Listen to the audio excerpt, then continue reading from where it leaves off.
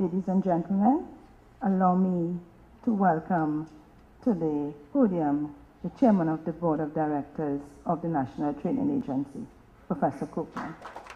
Honorable Christine Kangaloo, Minister in the Ministry of Science, Technology and Tertiary Education, Ms. Margaret Richardson, who is Permanent Secretary in the MSTTE, Dr. Elton Bob, Deputy PS in the MSTTE. I almost called my own name here. Dr. Hassan Ndayi, who is Senior Specialist of the ILO, and Mr. Joe Mulder, who is International Project Manager of the Alberta Advanced Education Apprenticeship and Industry Training Program. Friends, regional presenters, directors and staff of the NTA, employers, training providers, trade unions, distinguished ladies and gentlemen, above all, citizens of Trinidad and Tobago. Let me start by saying that I did not write that speech that Ms. Joseph just read. So I'll just plow straight into what I have to say, given the time. On behalf of the NTA, I wish to warmly welcome you to the 2008 CVQ Forum here at the QPCC Banquet Hall. The NTA has been mandated by the government of Trinidad and Tobago to coordinate and to facilitate the development of a skilled, competent, and innovative workforce that is so crucial to Trinidad and Tobago achieving developed nation status by the year 2020. The NTA-TT is just one node in a global network of NTAs.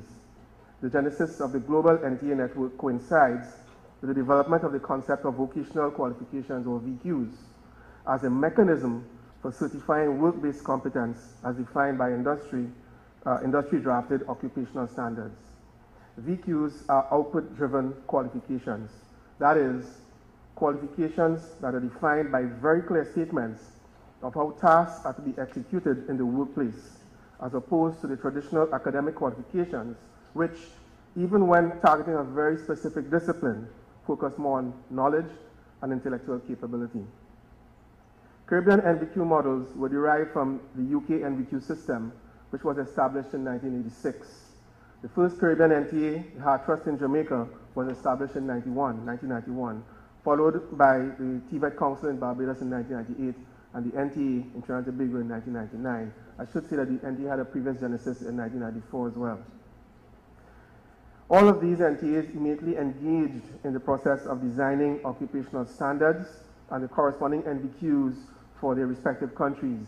The NVQ-J for Jamaica, the TT NVQ for Trinidad and Tobago, the NVQ-B for Barbados. I should stress that the Caribbean Vocational Qualification, or the CVQ, is basically an NVQ in practice, but with the added value that comes from having Caribbean recognition and acceptance.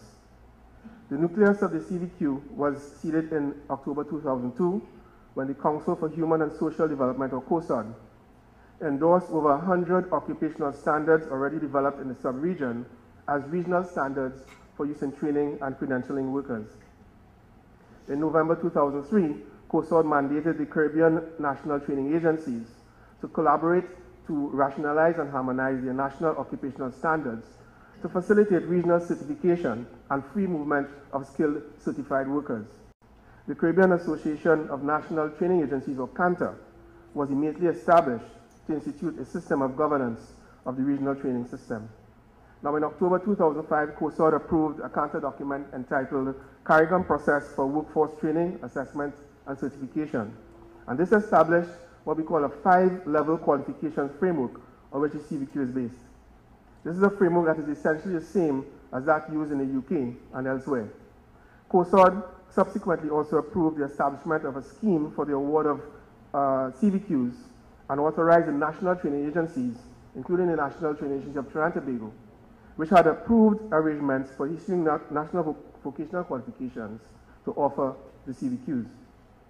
COSOD also advised the NTAs and the Ministries of Education and the Caribbean Examinations Council to collaborate with regard to the award of the CVQs in the secondary school system. Now, this led to the official launch of CVQs in the secondary school in May 2007 in Trinidad and Tobago by the Ministry of Education in collaboration with the CXC, the NTA, and the Ministry of Science, Technology and Tertiary Education. This was the very first establishment of the CVQ in any capacity in the Caribbean. This year, COSOD reviewed a list of occupational standards sent for regional approval, My CEO hasn't briefed me as yet because she came in on a flight from a meeting with COSOD, what was it, 1 o'clock this morning. We haven't had time to talk about it, but meetings are ongoing with respect to further cementing the CVQ, and I'm sure you'll hear more about that as the workshop proceeds. Now, the CVQ brings several advantages to TVET. First is work relevance, as it targets the development of work-ready skills and competencies measured against standards that are defined by industry. Let me read that as a syllabus, as a curriculum that is defined by industry. Competencies include not just technical skills, but also include the attitudinal skills that are highly valued by employers.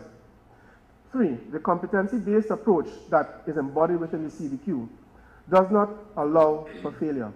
Does not allow for failure.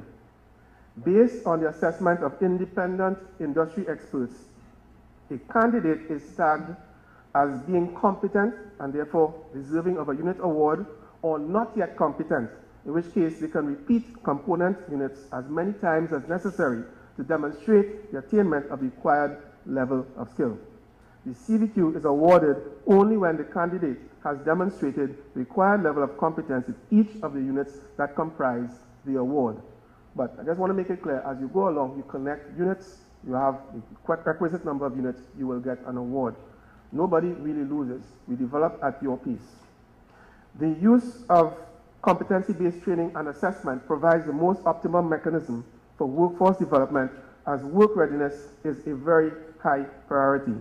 Use of competency-based training and competency-based assessment, along with the appropriate pedagogy in CVQ delivery, provides different pathways to achieve the same qualification, whether through the traditional modalities of formal training in an institution, specialized formal training, for example, for the differently abled, through community-based programs geared towards social development, in enterprises through workplace apprenticeships,